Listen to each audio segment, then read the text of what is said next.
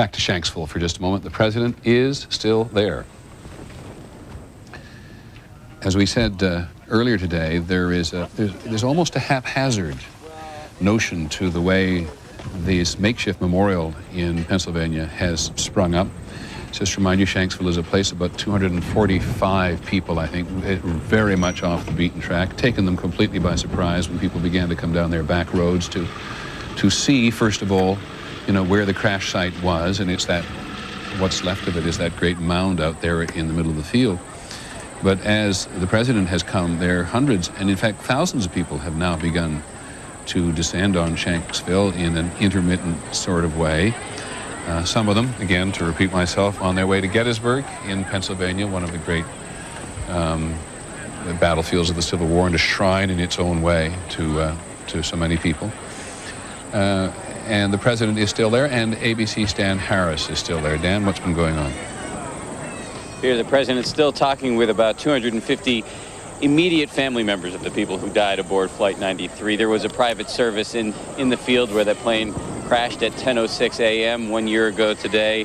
The president laid a wreath. There was a moment of silence. Taps was played.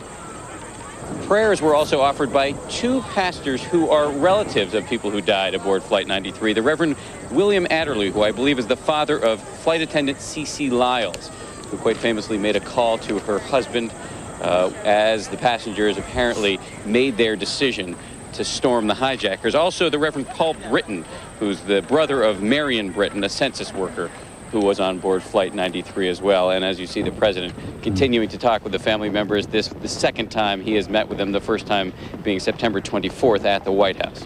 Dad, how hard is it to drive out to Shanksville? It's about an hour and a half, if not 2 hours, from Pittsburgh, and it is very much an isolated place. As you mentioned, 245 people here. This is a town with no gas station, no restaurant. There is a general store, and as one person told me yesterday, the general store is the biggest industry in this town. And I should say it's not even a town, it's actually a village. Now, as sometimes happens, it happened in New York a little bit. It hasn't happened in Washington because it's the Pentagon, but it sometimes happens at places which become deeply interested and connected to the public. Little enterprises spring up related to them. Has anything like that happened in Shanksville?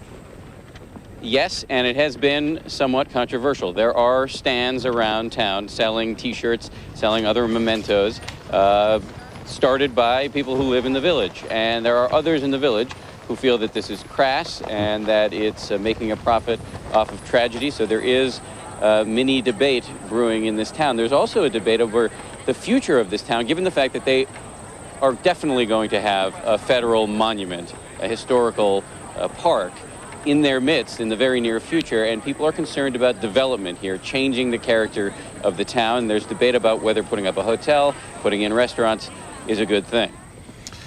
Thanks, Dan, very much. As we've said earlier today, that there's something of a debate about the passengers on United Flight 93, whether they are victims or whether they are heroes, some victims.